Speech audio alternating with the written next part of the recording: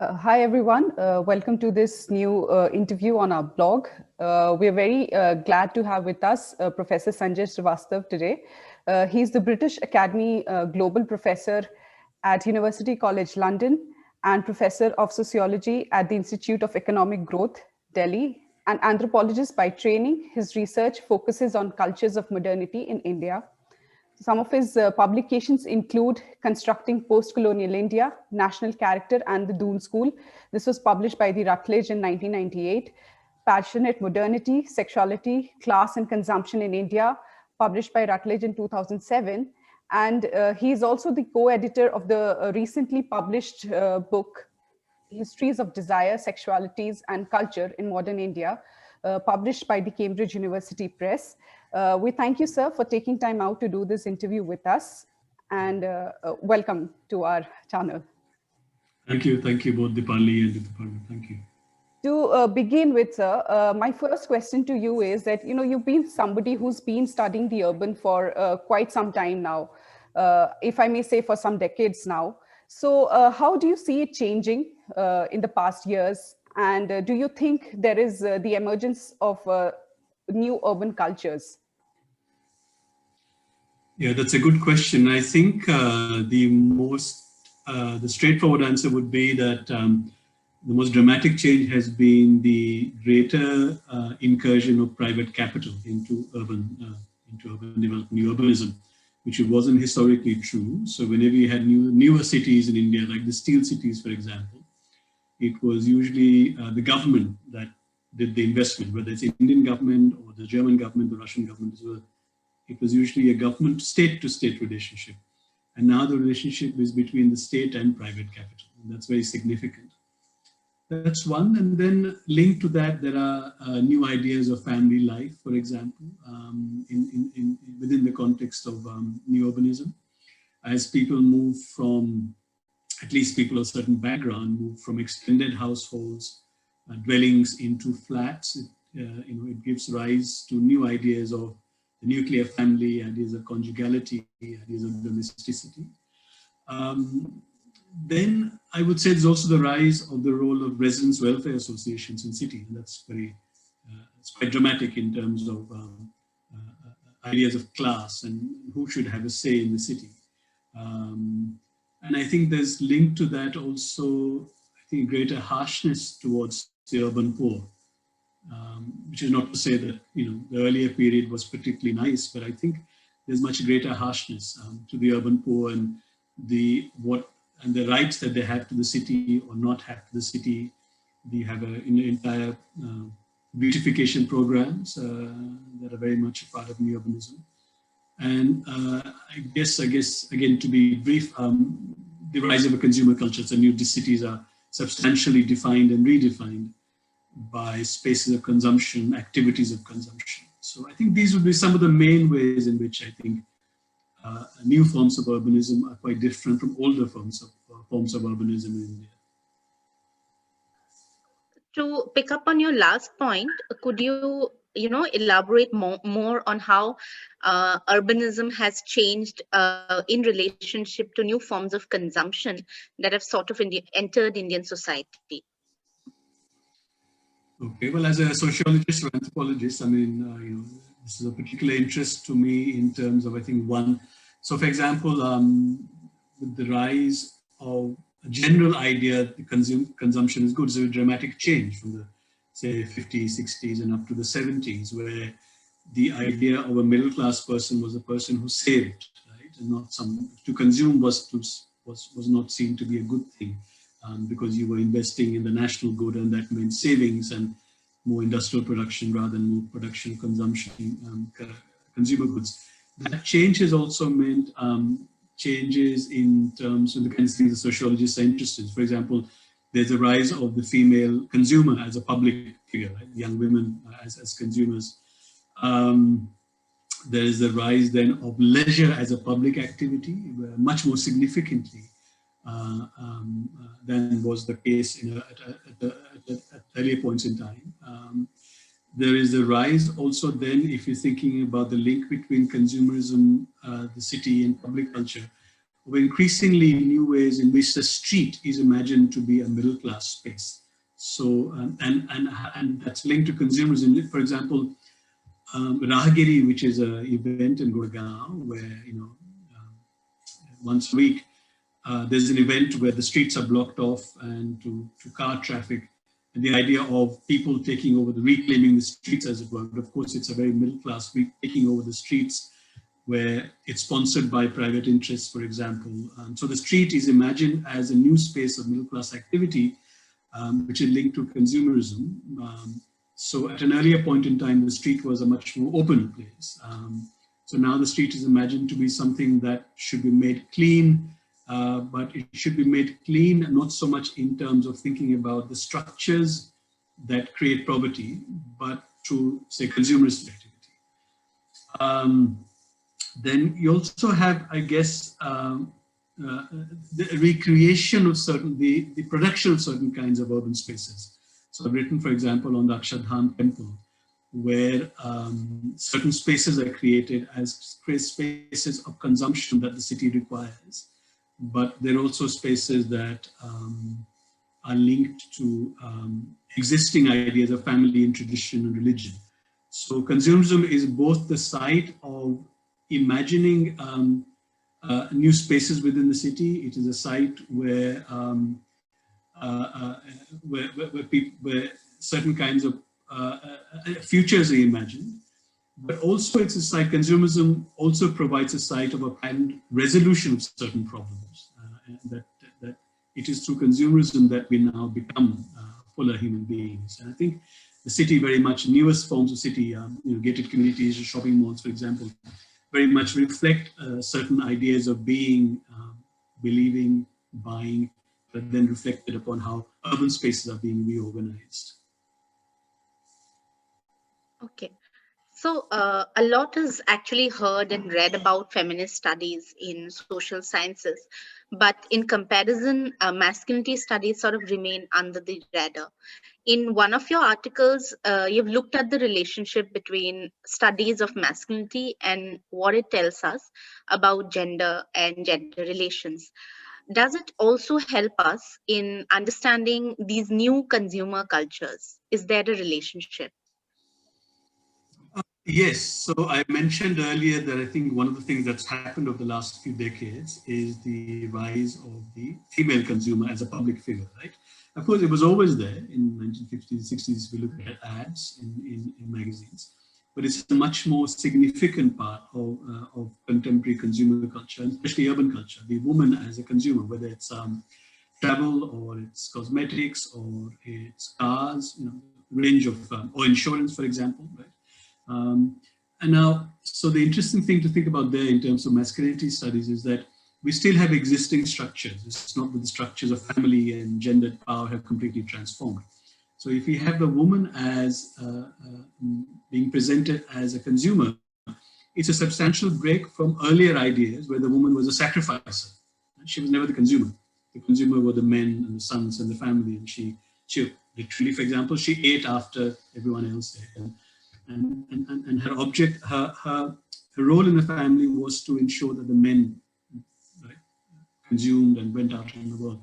But if now the woman is being promoted as the consumer, as a public figure, as a consumer, how do we think of that in terms of existing structures of family and power, patriarchy and masculinity? And I think masculinity studies allows us to think about that, to think about how this accommodation is to be achieved. And I think one of the ways in which it is achieved is through through consumer culture itself, where women are allowed to be both consumers, but also within existing consumer culture, expected to come back home.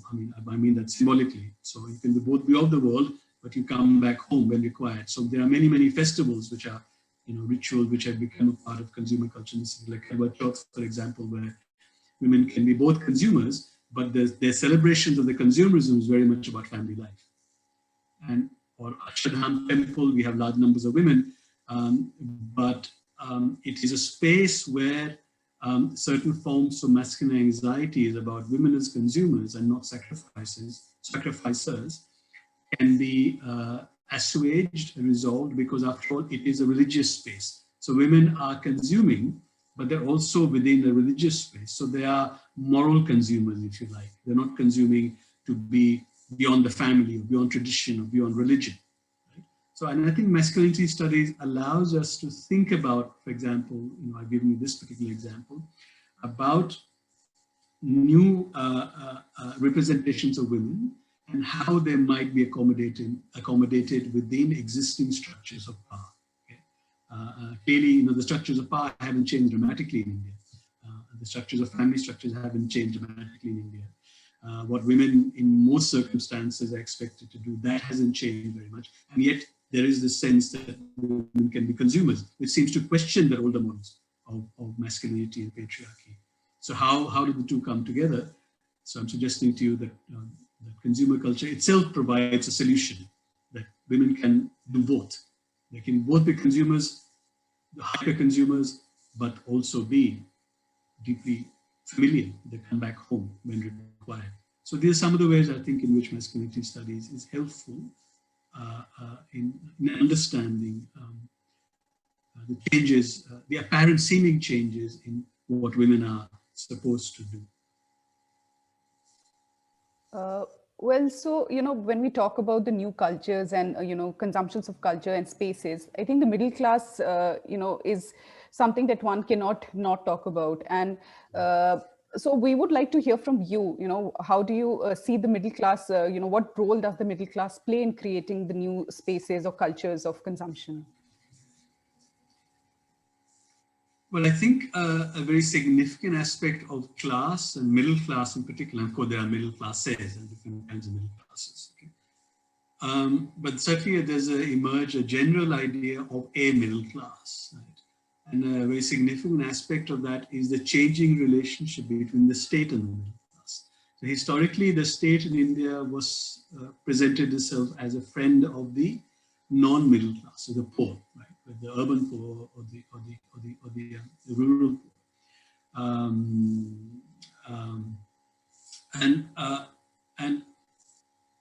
So there's this changing relationship between the middle class and the state, I think. And with that has happened, it's also come about, there's a decline in the idea that savings is a good thing, that there's a rise in the idea that consumption is a very good thing. And that's a very significant aspect of the idea of middle class itself. That the middle class is now defined through consumption, consumerism, whereas in the 50s and 60s up to the 70s, middle classness was defined through restraining oneself from consuming, through contributing to what was seen as nation building, through not consuming, certainly in my parents' generation, right? So the whole idea of recycling and using the same fridge for 50 years, the same car for many, many years, right? I think the other thing that's happened is that, and connected to that, is the changing idea, of who is the ordinary person.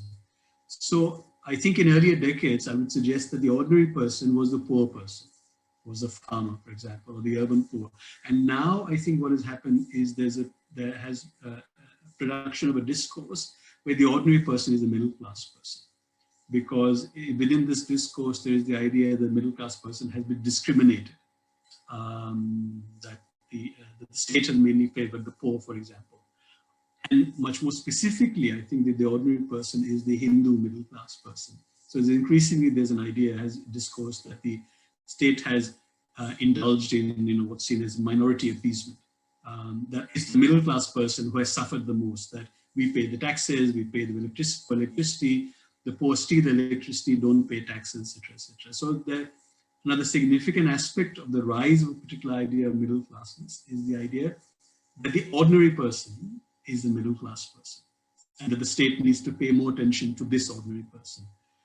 And I think finally in this context, what I would say is that there's also the idea of a very specific, we often use the term neoliberalism, but I don't think in India it's applicable in the same manner as it might be to some other part of the world. For example, so what's happened is with the emergence of a middle class discourse, a discourse of middle class in India, is a very specific idea of neoliberalism. So the contemporary middle class in India is one that is both committed to, in inverted commas, family values, but also market principles.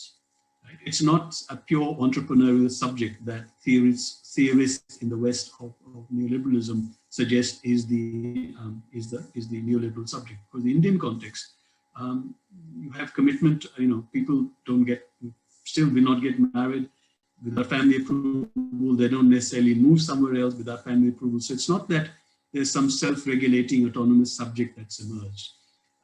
What is emerged through this new idea of middle classness is the notion of what it is to be an Indian kind of middle class, which is that you're both committed to market principles, but also what's seen as family values. And I think these are linked to, and these are some of the ways I think it's important to think about what is specific, historically specific, culturally specific about some part of the world. So the Indian context, for example.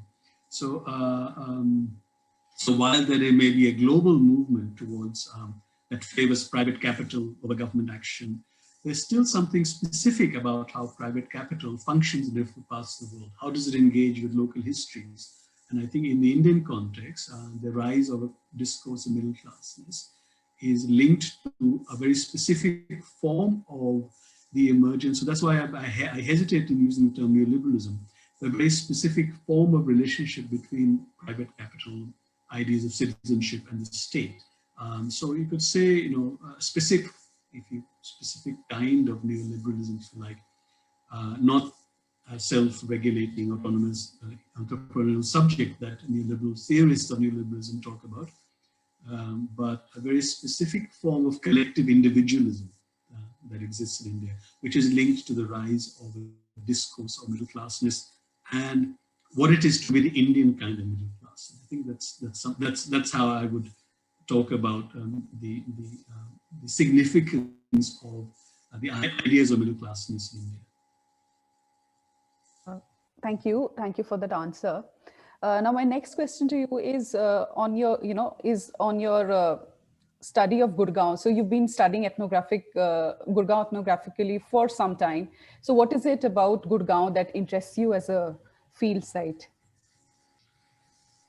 Well, one was that, it allows an anthropologist to look at new urban changes from ground up, almost from the beginning, right? Because Gurgaon till the early 80s was just villages. And then, so it allows me to understand the changing relationship between private capital and urban development. And also then the state and private capital and urban development. After all, it is the state that has to create the conditions for the function of private capital, although we tend to think of these as different realms, right? So in the case of Gurgaon, New Gurgaon, if you like, it is the state that created the conditions for the functioning of private capital. The state that obviously changed certain zoning and rezoning laws, what was agricultural land and what could be urban land. So the state creates the conditions for the functioning of private capital. In that sense, Gurgaon is very significant. Also then, Gurgaon is interesting for me because it's an entry into changing ideas among people who live in villages, rural communities, in terms of modernity, because they come to live side by side with very new sites of new urban development. So what happens in terms of their ideas of gender, for example? What happens when young men and women who live in villages at the borders of Gurgaon see young men and women from different class contexts going to shopping malls and nightclubs, and how do their ideas change?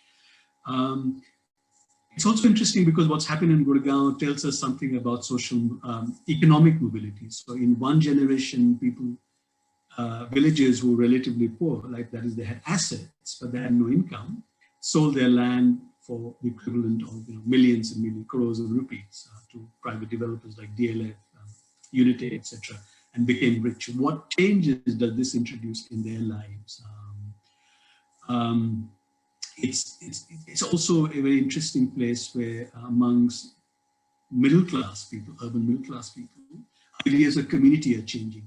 So if the most dominant form of living in a place like Gurgaon, most significant form of residence in a place like Gurgaon is gated communities, what does that mean in terms of our understanding of the outside and the inside? Who belongs to our community, who doesn't?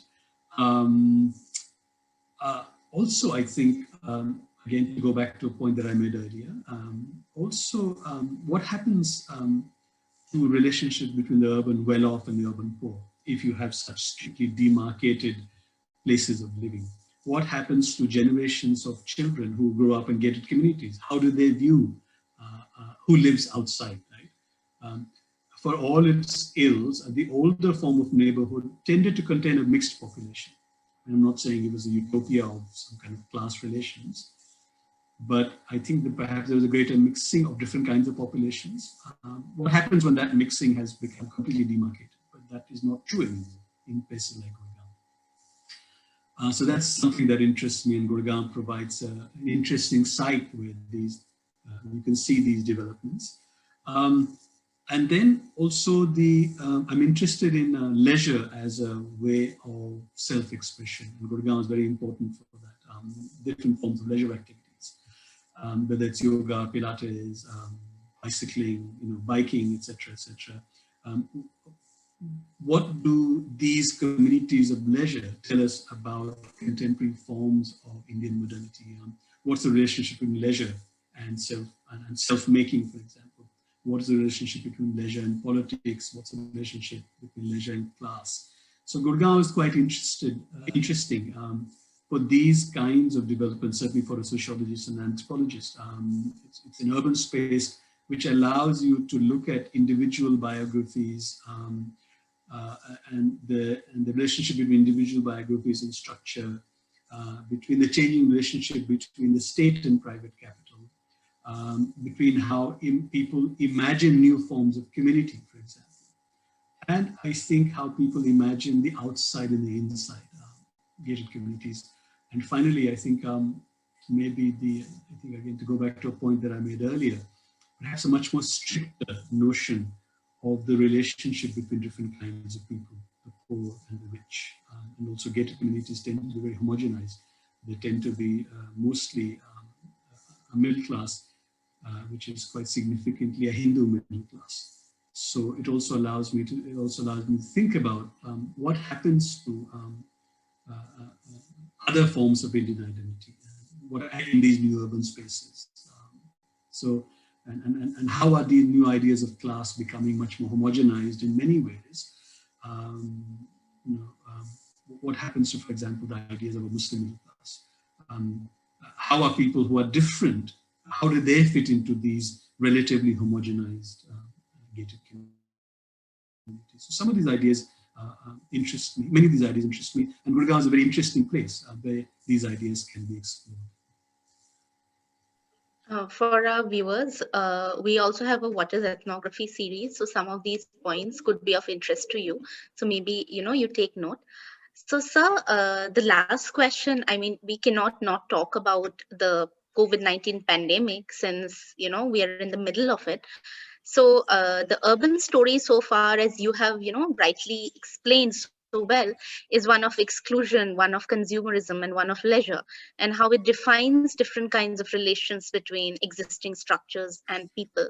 So how do you see the COVID-19 pandemic playing a role in this? I mean, is it going to question or alter the existing model of development, or are we going to continue, in the status quo? Well, I have to say I have my doubts that it will dramatically change the state of affairs and structures that exist. What it might change perhaps is, of course, a greater role of the state, but in conjunction with the private capital. I don't think we can ever go back to a place where the state was such a dominant factor in the 50s and 60s. Certainly COVID-19 has allowed us to see the role of existing structures in the unfolding of the pandemic, right? And I think also in future, given the complexity of Indian society, for example, there may be a vaccine, but I think again, the manner in which the vaccine is administered, the manner in which people can access it and who it benefits most, I think will largely be dependent on our social and economic structures. So I'm pessimistic, well, not pessimistic, but I shouldn't say pessimistic, but I think that I have doubts whether the pandemic is going to substantially change the way structures exist, because these structures have been around for a long time. And I think for social structures to change, we need a much longer period of a crisis, for example. In fact, if anything, this particular crisis has reinforced the social structures in many ways, because those who can afford to stay at home can stay at home and work from home, and those who can't obviously have to go out and get infected and suffer the consequences. Those who can afford to get the best form of health, best medical care did, and those who couldn't, they weren't able to and suffer the consequences. So I'm uncertain that it changes the way in which the existence of social and economic structures. Well, perhaps what it might change among some people is a greater desire to reflect upon these structures, given that it's so much in our face. You can see what's happening, and I think that's really about all that I think I can say in this particular regard. Because the social and economic structure that we have are very long-standing, and this particular pandemic has only, I think, to me, demonstrated that where you belong in that particular structure will affect the way the pandemic affects you. And that's, I'll leave it at that. All right. Thank you so much, sir. Thank you for doing this and taking time out of your busy schedule to speak to us. I hope our viewers take a renewed interest in topics like urban and urbanism and consumer culture. And we'll put the links to sir's work below this post, so you can go and take a look at them as well. Thank you once again, sir. Thank you to both of you. Wonderful. Thank you.